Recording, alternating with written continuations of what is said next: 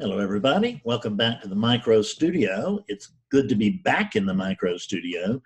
I've been in it for sessions, but Betsy and I both had a touch of the flu, so I haven't been here doing much in the way of recordings for a little while. So we're going to try to get back on the ball today. We'll see what happens. I thought I'd start out with a very, very common topic, which is surrender. Because we all hear that we're supposed to surrender. I've addressed this before, but I really wanted to address it head on today. I've had some requests for it. So we all hear about surrender and how we're supposed to surrender, and that surrender is going to be a lot of work, right? And we're going to have to give up all our desires, right? That's just to start out with.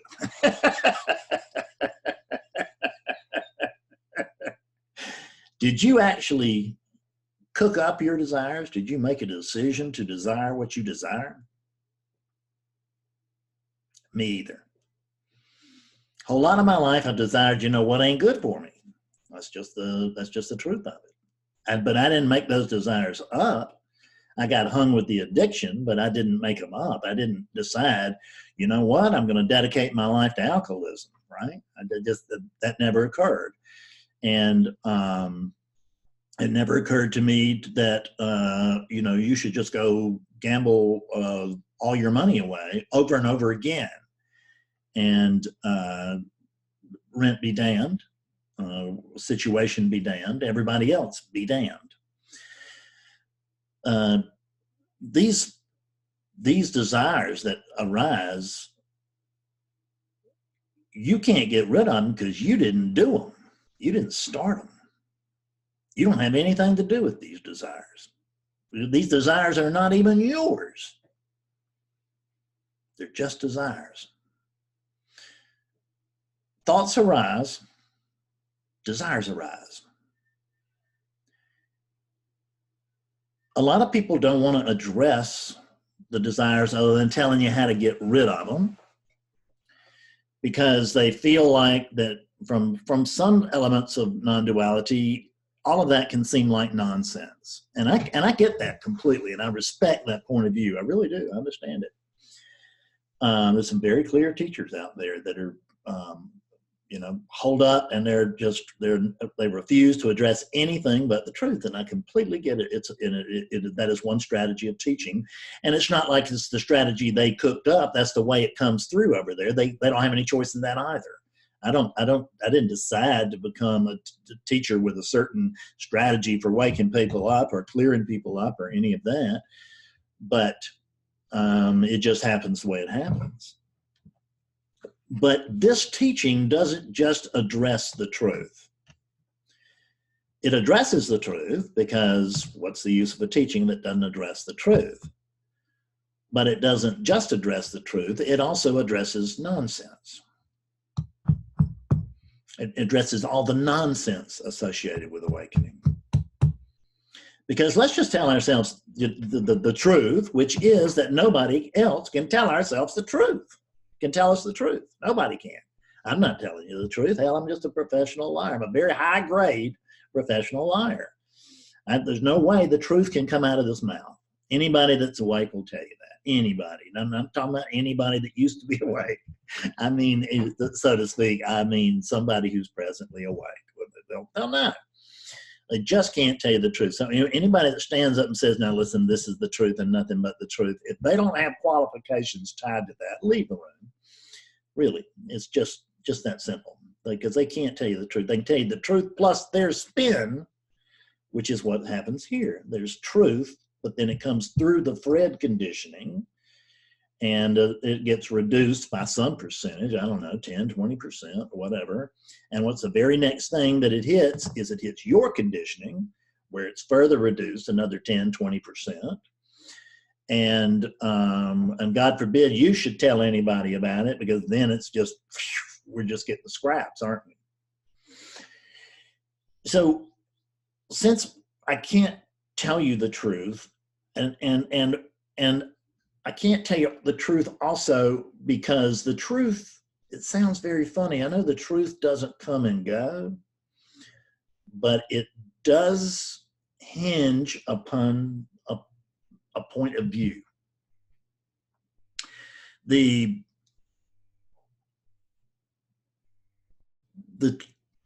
truth will hinge upon who's seeing it. Because the truth from the Fred unit, from this little tiny relative space, we're pretending, we're just using language where I'm not telling you the truth, but I'm coming as close as I can get. It's pretty damn close. So the truth from the Fred unit is that everything should be going according to Fred. Fred should be, that's what's happening. I mean, that's, and you know what? That's what you think through your unit too. Don't think you don't, you do. And even those of you out there who are just, bound and determined to help people and everything, it's because it makes you feel better about yourself, right? So there is selfless love, but it ain't common. So the truth from a unit is always going to be the unit's truth.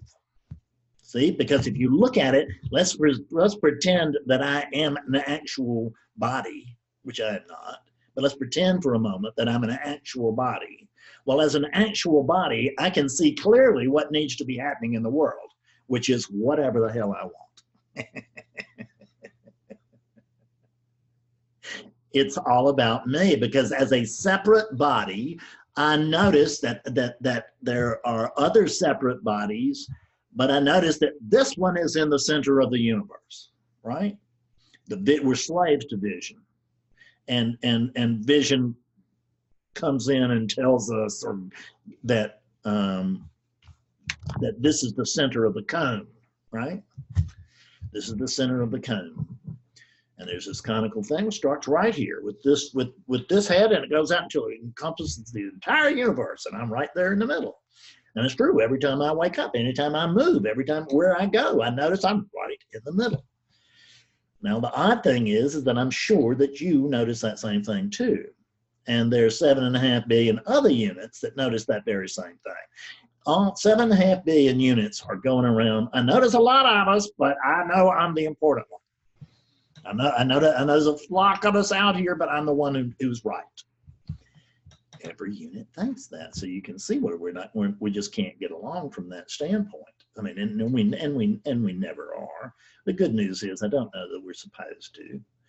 So look at Mr. Amel. Pardon me, this thing is off by just a hair. See how much better that is.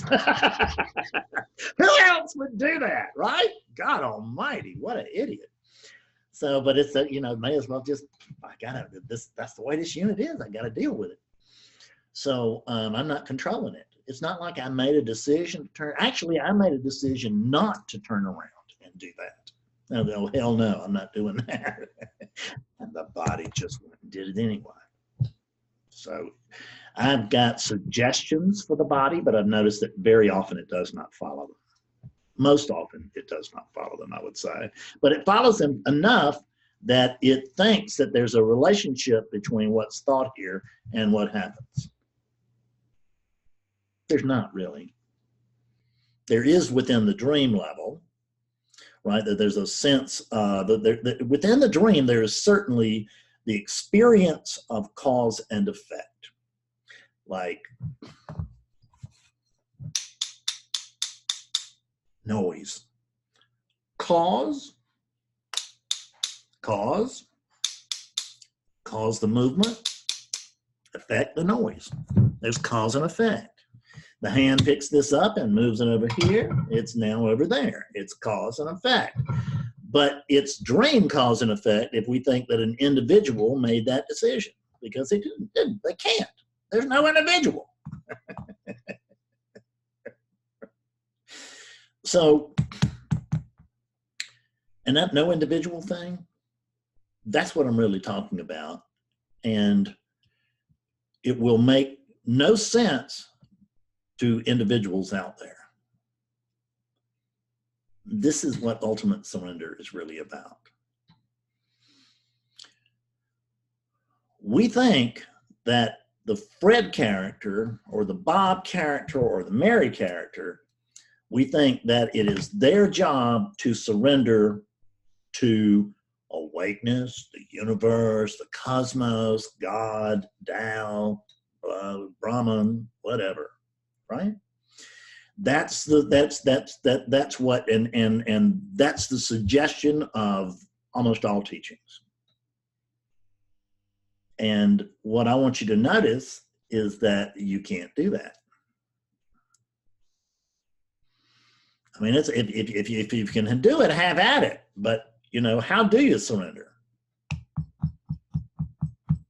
And let me ask you this while we're at it: who's doing the surrender? There's nobody home. Fred cannot surrender to the universe because there ain't no Fred. Now, there can be a feeling, there can be a sense that Fred surrendered to the universe. I surrendered to the universe in 2006, but I didn't do it because I was trying to be good and wake up. I did it because I was pissed off and miserable. And I just said, this was, I had no idea this was surrender. This was my F it moment when it was just, F it, do what you want to do with the body, kill it, imprison it, torture it, I don't care. I'm out of here. That's the feeling that there was. And that was actually surrender. And it felt to me at that moment, well, it felt to me at that moment like I was just pissed off. But a little later, I felt like, well, that's it. That's the surrender we've been looking for. I've surrendered. And I just I'm just out of the story completely. And then I decided, what? I didn't decide anything, but the body got up and it went to the bathroom and then it went to the kitchen and it did this and that and the other. I had surrendered, but the body was still in the play. The body was still in the dream. It was still in the dream with cause and effect. And the body actually could think that it was a somebody instead of a nobody. This looks like a somebody. It's not, it's a nobody. So there's no Fred there to do the surrendering. So who is it that does the surrendering?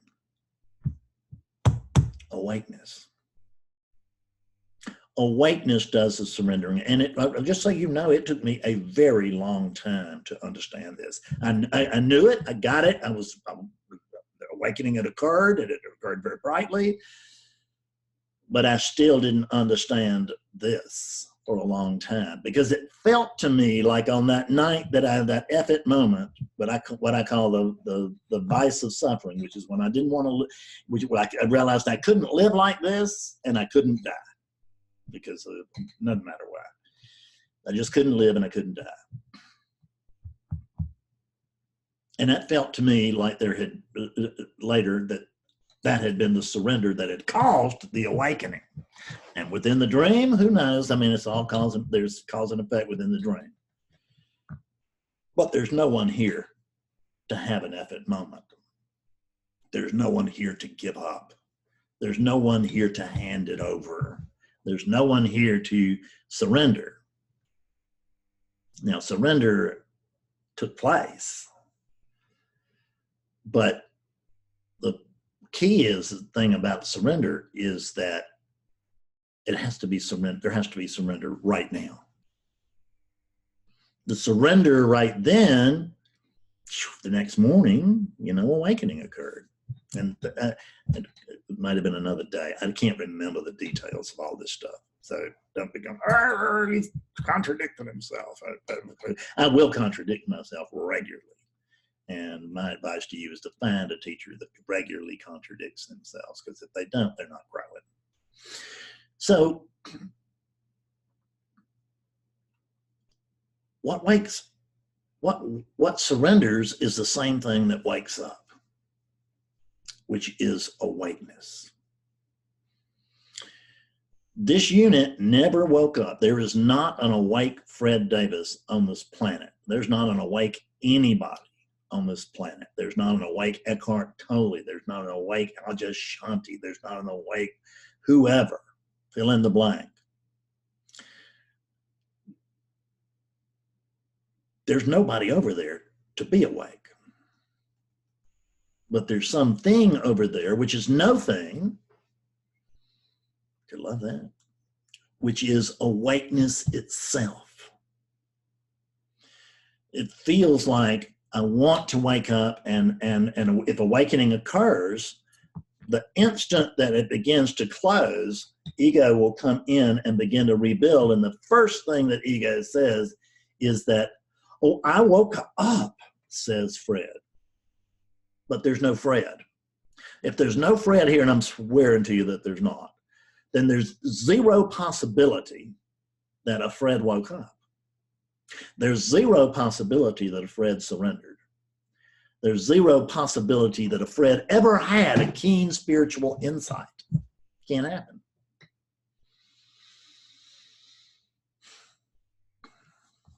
It's not about Fred. It's about awakeness. I can say no matter what I want to claim to be, whether it's Fred or God or consciousness, I can tell you that I am not awake, because I can't even find the I who would say that. I just can't. I mean, there's a lot pointing to the idea that there is some I or whatever, but I can't find it. Now, who is it that says that? There's just no one.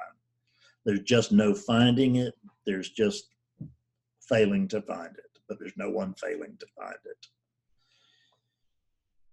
So the thing that has to surrender is awakeness itself. Now let's see. How many things are there? There's one. Is that not correct? There's one thing going on. And don't argue about that. That's what non-duality is, the foundation of all non-duality. If you have an argument with the idea that there's just one thing at the bottom, well, unless you have an idea that there's no thing down at the bottom. So if you don't have an idea that there's no thing or one thing, you're wasting your time here. Go and find something else, right? Go find something you can succeed at, because the one who wants to succeed at seeking will not get there. I'm not going to go there. I was going to tell a story, but I'm not. So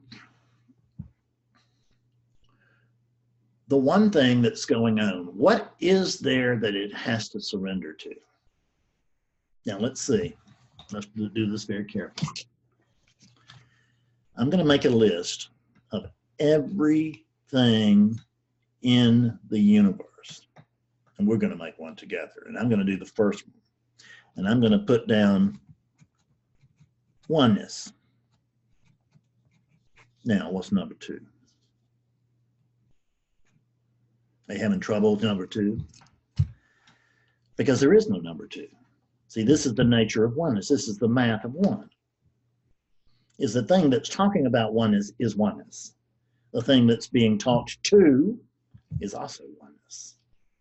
And the camera is oneness. And the microphone is oneness. And the Buddha is oneness. And Emerson is oneness. And the tree is oneness. It's just this one thing. So there's nothing for me to surrender to except myself. How can I surrender to myself? Well, I've looked at it very, very hard. And as best I can tell, can't happen. Because there's no one there to surrender to someone else. That's the nature of one. One has nothing to surrender to. Surrender can't actually occur. We can use that language, and it's not completely unskillful, but it's certainly nowhere near honest or correct.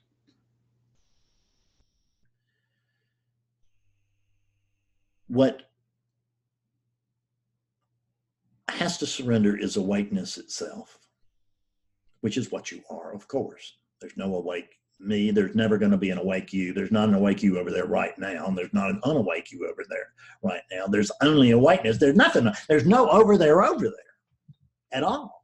There's no anybody over there. There's no anybody over here.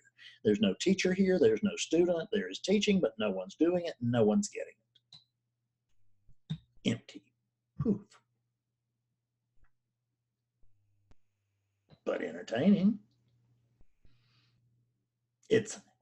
We notice there's an experience of teaching.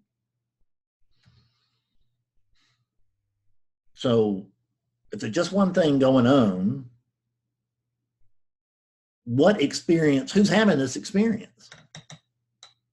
This teaching experience, this listening experience, this talking experience. If there's only one thing, what's doing that? There would have to be oneness, wouldn't it? So what oneness has to do is surrender to relativity. Relativity is not other than oneness, but it's a different point of view. There is the unit point of view, the very, very, very, very narrow unit point of view, which we discussed earlier. And beyond that, there is the point of view, if you want, of awakeness, which is the lack of a point of view. It's just a view, just a viewing. It's an experience of viewing. And from that standpoint, from oneness, there are no problems here. And it's not a problem that Fred hasn't surrendered to oneness, because there's no Fred, there's only oneness. And there's no way that oneness needs to come around and wake up, because right now, if you had to convince me that you were not awake, how would you do that? Could you do that? How would you start to prove to me that you're not awake? Well, some sort of activity would take place, wouldn't it?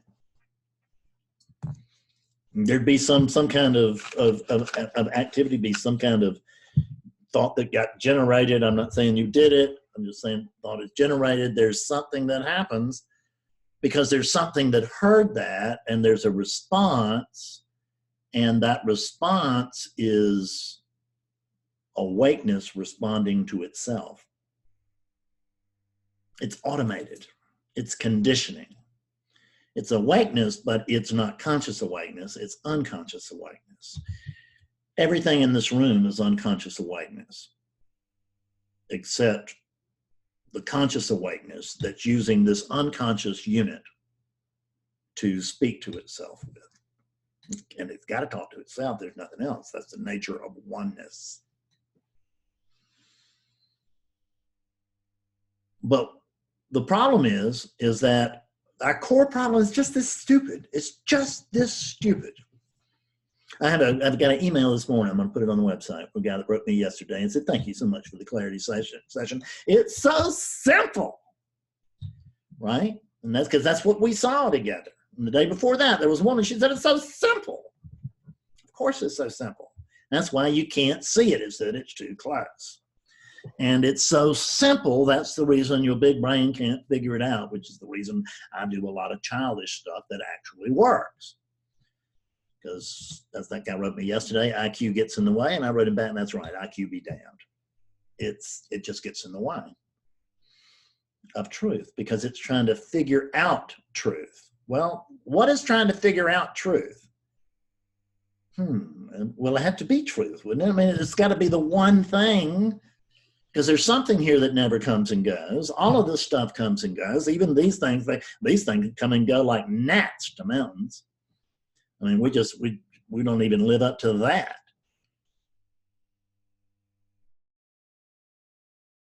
So what is going on? What's going on is that our core problem being that this is convinced that there's more to this than this.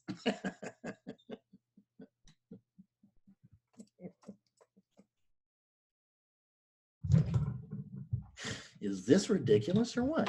This is convinced that there's more to this than this. Well, if so, where is it?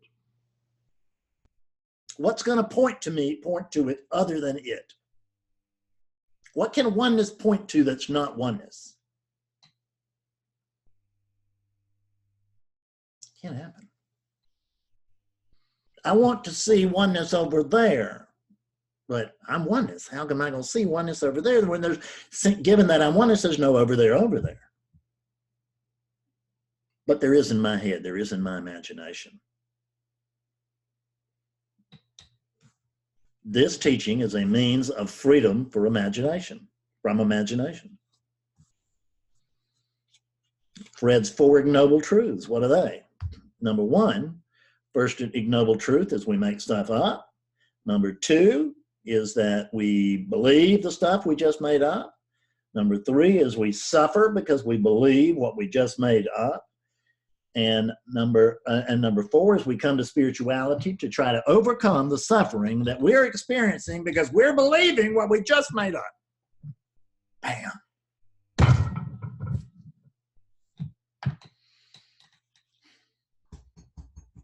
Stop doing that. Only you can't, because you're not doing it. It's just happening. You're not really the one making it up. It's just happening. But it'll feel like the one that's making up, and it's certainly imagination that's being believed, which is my first bit of imagination is the fact that I'm separate. I'm separate from you. I'm separate from this room. I'm separate from that over there. And I'm separate from all this stuff, and I'm looking for oneness, damn it. Where is it? It's got to be around here somewhere. Nothing can look for oneness but oneness. But oneness, you've been looking for the other oneness, haven't you? Let's tell ourselves the truth. You've been looking for the other oneness. Because you, which is this, believe that there's more to this than this. And there's not. This is it. And the only one who will find disappointment in that is the character that wants to wake up but can't. And I don't say the character that wants to wake up but can't find a way to do it. I mean the character, the Fred that wanted to wake up could have never woken up. Not in a million years. You know why? There ain't no Fred. I had a guy that a clarity session with a guy who'd woken up independently. It cost me money when he did that. So guy had woken up independently on his own, and he had found himself unable to not try to give this thing away to other people. And he just noticed it wasn't working for him. He'd run everybody off. And so his question, one of his questions to me, he said, please, you're begging me, really. And he said, please, just tell me I'm not here to help people. And I said, well, that'd be pretty easy because you're not here at all. So you're the unborn, and this is the world of the born. And this is not separate from the unborn. This is a result. It is an outflow of the unborn. It is also an inflow of the unborn, because it's a closed system. See, oneness would necessarily be a closed system. Now, it's not closed in any way that the mind can figure out, like where are the boundaries to this closed system, because there are no boundaries to this closed system. But it's closed to oneness. It's closed to the universe, is closed to the universe. And I know there's multiverses and all that, and I get all that, but we can't go there right now. String theory be damned. One thing at a time, right? So the nonsense that this teaching also addresses is relativity.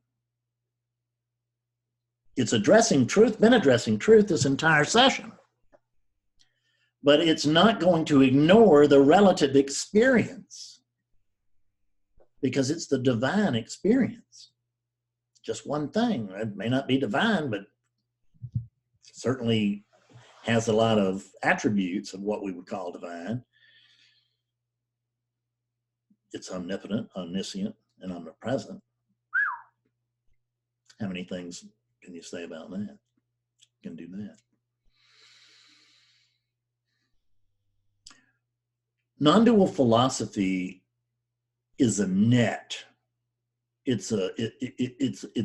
just will, and it will wrap you up until you can't breathe or move. That's the reason I'm not a non-dual philosopher. I don't know what I am. I don't know what I'm doing here. I know I'm unteaching. That's what I'm trying to do, is unteaching. I'm trying to unteach non-dual philosophy from you, because non-dual philosophy will tell you that from the absolute, that the absolute is all that matters. Now, prior to that, there was the experience of the relative view, and the only thing the relative view was that the relative view is what mattered, and this was nonsense. But at the moment awakening occurs, there's a tremendous shift. It's a 180-degree shift, and now this, which was previously nonsense but is now recognized to be the truth, says that all of this is nonsense. And so who cares about a friend? Who cares about relativity? Who cares about my wife? Who cares about a job? Who cares about how we drive? Who cares about laws? Who cares about politeness? Who cares about anything? Well, strangely enough, I'm not saying there's anyone that cares, but I'm saying that there's caring. And I'm not saying that there's anyone to suffer, but I'm telling you that suffering will take place. You take either's position, and there will be suffering, I promise you. This suffering is a little higher grade than this suffering, but ultimately it's suffering.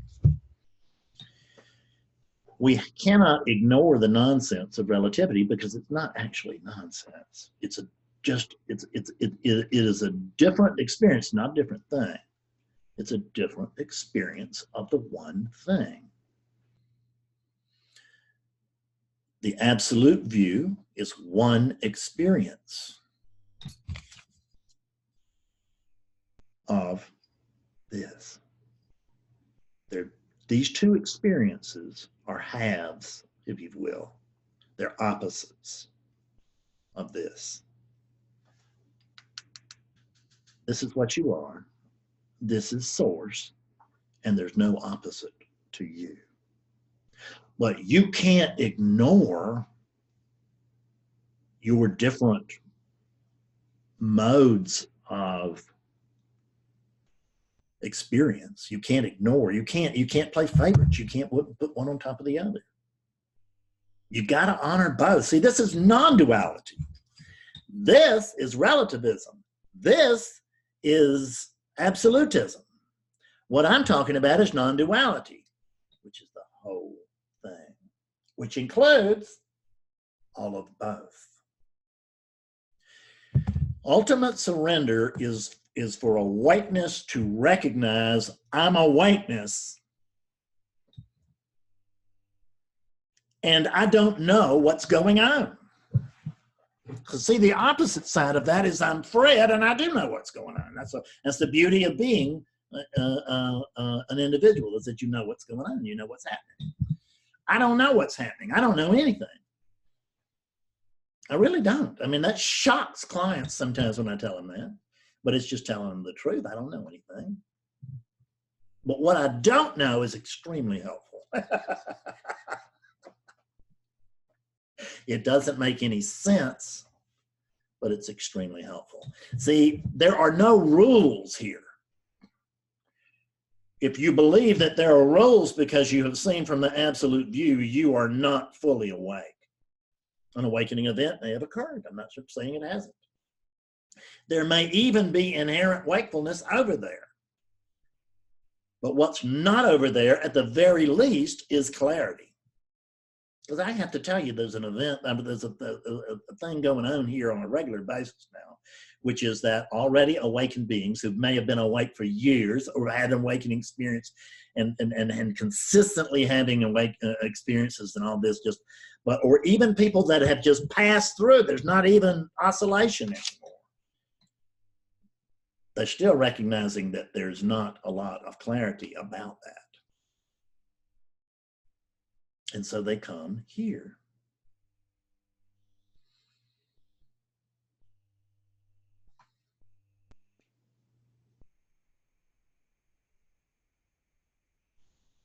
Clarity is what's in order. Clarity is what's needed. Awakenings, as rare as they seem to be to seekers, they're a dime a dozen. They really are. And I should know this. I make my living off this. I charge a lot more than a dime. And I'm going to get some comments because, Fred, you mentioned money and that makes me uncomfortable. Be uncomfortable. Get off your little high horse. There's a human being here. There is a relative being here. And it's going to live as a relative being, which includes its wife and a comfortable life. Like it or lump it, go find somebody else. And I'm not your teacher, obviously. So cut off this video, go find somebody who lives up to your standards, because I'm not here to live up to your standards. I'm not here at all. What do I care? What do I care about? I mean, there's the relativity counts. There are parts of relativity that are very important, but none of it matters. That's the freedom. Yes, it counts. That puts all the juice back into it. No, it doesn't matter. Yes, it counts. No, it doesn't matter. Yes, it counts. No, it doesn't matter. Ultimately, it doesn't matter. 100 years from now, what's your reputation going to mean to you?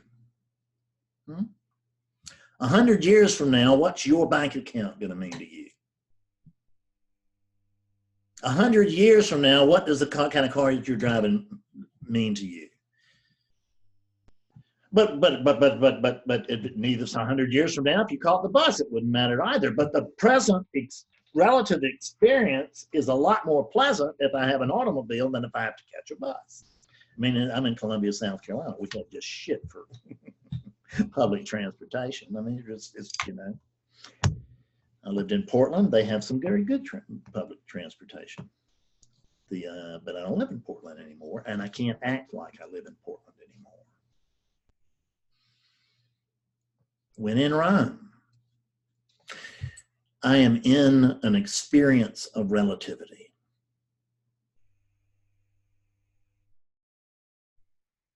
Give unto Caesar what is Caesar's. Play the game. Pay attention to the ridiculous. Pay attention to the nonsense of relativity, because it matters. Or it doesn't matter. It counts. It's significant. That's what puts the juice in life. But what takes the fear out of life is recognizing that it doesn't matter. None of it matters. This doesn't matter. This teaching doesn't matter. It counts. It's skillful. It's helpful.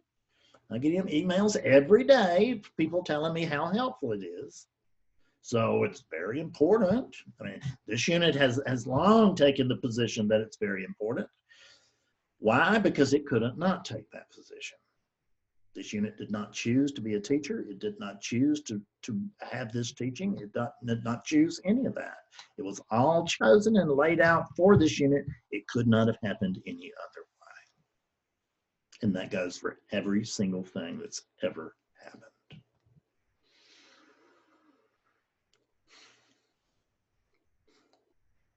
Awakeness, surrender to relativity, because when you don't, you suffer, and relativity goes on anyway. Because whether you're Fred or I'm Fred or I'm God, I'm not in control of this. It's just happening. It's just happening. The mind wants to understand that it cannot understand it. It is not understandable. The truth is not understandable. Get that. The truth is not understandable. Give up trying to understand it. Give up trying to understand. Just notice. Give up trying to find truth. Where did you get the idea that truth was something other than this? Where did you get the idea that anything more or less than this exists? Where did you get the idea that this wasn't oneness? So oneness is something else? How can that be if there's only oneness? It has to be this, doesn't it? Of course. And oneness is an arising, it comes and goes. Consciousness is an arising, it comes and goes. And they both come and go to that which is unspeakable. We can know of it because you can somehow it comes through. You can know it, you know. But you don't know what it is. I don't know what this is. I don't know what's going on here. I don't know what I am. I don't even know what this is, much less what I am, because this cannot be other than me, because there's nothing other than me, but this is not equal to me. Fred needs this, but this doesn't need a Fred. Really, it doesn't. The Fred would tell you that it does. Can't get along without him, but that's not true. Okay, so I'm kind of worn out now, and you probably are too. Thank you so much for tuning in, and it's good to see you again, and good to be with you. And come to satsang. Damn, come to satsang. What is wrong with people? Come to satsang. It's from 2 to 4 online every Sunday, New York time. It's $25 to come and spend 2 hours with the most remarkable group of people you've ever been with. Nothing to do with me. See ya. I love you.